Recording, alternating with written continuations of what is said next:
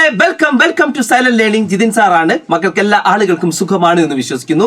Christmas എക്സാമിനകത്ത് നിർബന്ധമായി നമ്മൾ പഠിച്ചിരിക്കേണ്ട ഒരു ഭാഗമാണ് നമ്മുടെ 6ാമത്തെ ചാപ്റ്റർ ആയിട്ടുള്ള റീഡിംഗ് മാപ്സ് അല്ലെങ്കിൽ ഭൂപടങ്ങൾ വായിക്കാം എന്ന് പറയുന്ന ഭാഗത്തിനകത്തെ സ്കെയിൽ അല്ലെങ്കിൽ തോത് എന്ന് പറയുന്ന ഭാഗം. അപ്പൊ നമുക്ക് ഏറ്റവും പ്രധാനമായി നമ്മൾ പഠിച്ചിരിക്കേണ്ട ഒരു ഭാഗമായിട്ടുള്ള ഈ ഒരു തോതിനെ കുറിച്ചാണ് നമ്മളെ ഇന്നത്തെ വീഡിയോ നമ്മൾ ഡിസ്കസ് ചെയ്യാൻ പോകുന്നത്.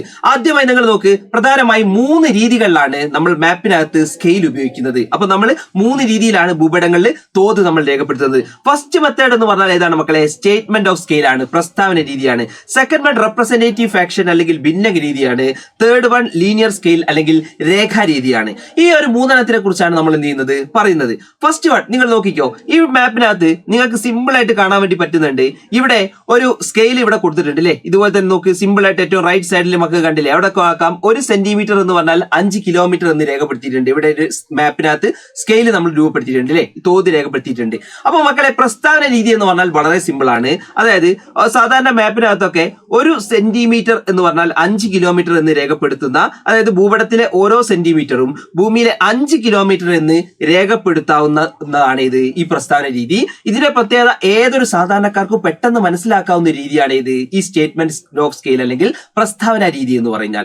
ഓക്കെ, എന്നാൽ രണ്ടാമത്തെ രീതി എന്ന് പറഞ്ഞാൽ നിങ്ങൾ ശ്രദ്ധിക്കുക, അതിനു മുൻപ് 2 പിക്ചേഴ്സ് നമുക്ക് കാണാം. ഒന്ന് ഇന്ത്യയിലുള്ള ഒരു പിക്ചറാണ്, ഇന്ത്യയാണ് ഒന്ന് നിങ്ങൾക്ക് കാണാൻ വേണ്ടി പറ്റുന്നത്. ഇത് നമ്മുടെ ഇന്ത്യയിലാണ്, എസ്പെഷ്യലി കേരളത്തിലാണ്. ഇത് യൂറോപ്പാണ് കാണുന്നത്.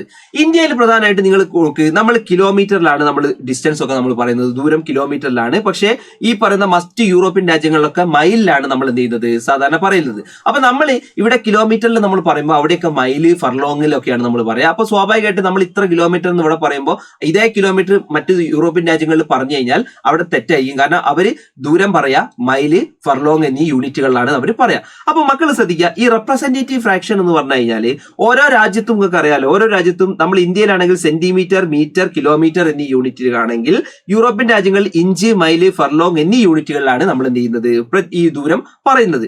അപ്പൊ റെപ്രസെന്റേറ്റീവ് ഫ്രാക്ഷനിൽ നമ്മൾ കൊടുക്കുന്നത് എങ്ങനെയാണെന്നറിയോ? അതായത് ഇവിടെ 1:5 ലക്ഷം എന്നാണ് നമ്മൾ എന്ത് ചെയ്യുക കൊടുക്കുക. 1:5 എന്ന് കൊടുക്കും.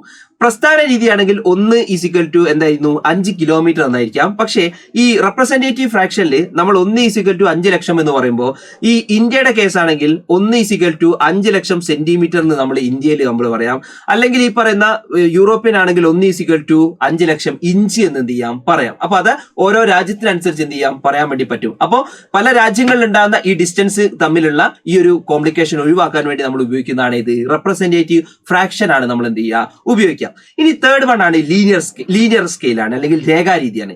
രേഖാരീതി എന്ന് പറഞ്ഞാൽ മക്കളെ ശ്രദ്ധിക്കുക, ഇപ്പോ ഒരു ഭൂപടത്തിനൊക്കെ തന്നെ എന്തെങ്കിലും ഒരു മാറ്റങ്ങൾ ഉണ്ടാവുക വിചാരിക്കുക. ഭൂപടത്തിനൊക്കെ എന്തെങ്കിലും തരത്തിലേക്കുള്ള മാറ്റങ്ങൾ വരികയാണ്. ഈ മാറ്റങ്ങൾ ഉണ്ടാകുമ്പോൾ ചിലപ്പോൾ ഭൂപടങ്ങളൊക്കെ വലുതാകാം, അതുപോലെ തന്നെ ചെറുതാവാം. ഇങ്ങനെ വലുതും ചെറുതും ഒക്കെ ആയി എന്ത് ചെയ്യുന്നുണ്ട് മാറുന്നുണ്ട്. അപ്പൊ അങ്ങനെയുള്ള സമയത്ത് നമ്മൾ ഉപയോഗിക്കുന്ന രീതിയാണ് ഇത് ഈ പറയുന്ന ലീനിയർ സ്കെയിൽ. ആ ഒരു എക്സാമ്പിൾ പറയുകയാണെങ്കിൽ മക്കൾക്ക് ആദ്യം ഒരു സ്ക്രീനകത്ത് ഒരു എ എന്ന് പറയുന്ന ഒരു പിക്ചർ അവിടെ കാണാം, ബി എന്ന് പറയുന്ന വേറൊന്നും കാണാം. ഇതിൽ എ എന്ന് പറയുന്ന ഈ ഒരു ഏരിയ ഉണ്ടല്ലോ, ആ ഏരിയയിൽ ഈ ഒരു ചെറിയൊരു പോർഷൻ മാത്രമാണ് നമ്മൾ ഏതിലേക്ക് എടുത്തത്, ബിയിലേക്ക് എടുത്തത്. അപ്പൊ എയിൽ ഇപ്പൊ കാണുന്ന ഈ ഒരു സ്കെയില് സ്വാഭാവികമായിട്ട് ബിയിലേക്ക് എത്തുമ്പോൾ എന്ത് ചെയ്യും, അത് മാറും. എന്തായാലും എന്ത് ചെയ്യും മാറും. കാരണം എ എന്ന് പറഞ്ഞാൽ ഈ ഒരു വലിയൊരു ഏരിയൻ്റെതാണ് ഇത്രയും സ്കെയിൽ കൊടുത്തിട്ടുള്ളത്. പക്ഷെ ബി എന്ന് പറഞ്ഞാൽ ചെറിയൊരു ഏരിയയിലാണ് കൊടുത്തത്. അപ്പൊ സ്വാഭാവികമായിട്ടും ഇങ്ങനെ ഉണ്ടാകുന്ന മാറ്റങ്ങൾ കാണിക്കാൻ വേണ്ടി നമ്മൾ യൂസ് ചെയ്യുന്നതാണ് ഇത് ലീനിയർ സ്കെയിൽ. അതുകൊണ്ട് ശ്രദ്ധിച്ചോ, ലീനിയർ സ്കെയിൽ പറയുന്നുണ്ട്, linear scale has changed the proportion with the change in the map. അവിടെ പറയുന്നുണ്ട് രേഖാരീതിയിലുണ്ടാകുന്ന ഭൂപടത്തിലുണ്ടായ മാറ്റത്തിന് ആനുപാതികമായി ഭൂമിയിലെ തോതും മാറും. അതുകൊണ്ട് തന്നെ when each map is subjected to enlargement or reduction in the linear scale will also change accordingly. This is the merit of the method. അപ്പൊ ഇവിടെ പറയുന്നുണ്ട് ഭൂപടങ്ങളിൽ വലുതാവുകയോ ചെറുതാക്കുകയോ ചെയ്യുമ്പോൾ അതിൽ രേഖാരീതിയിൽ കാണിച്ചിട്ടുള്ള തോതും ആനുപാതികമായി മാറുന്നു. ഇതാണ് ഇതിന്റെ ഏറ്റവും പ്രധാനപ്പെട്ട മെറിറ്റ് എന്ന് പറയുന്നത് കേട്ടോ. അപ്പൊ മക്കൾ ശ്രദ്ധിക്കുക, ഈ 3 പ്രധാനപ്പെട്ട സ്കെയിലുകളാണ് നമ്മൾ പഠിച്ചിരിക്കേണ്ടത്. എക്സാമിനകത്ത് നിർബന്ധമായി വരും. അപ്പൊ ഈ ഇത്രയും പോയിന്റുകളാണ് മക്കൾ അതിൽ എഴുതേണ്ടത് കേട്ടോ. അപ്പം അടിപൊളിയായിട്ട് എഴുതുക, ഉഷാറാക്കി എഴുതുക, ഫുൾ മാർക്ക് എന്ത് ചെയ്യുക ഈ ഒരു സ്കെയിലുമായി ബന്ധപ്പെട്ട ഭാഗത്ത് കണ്ടെത്തുക. Okay, all the best.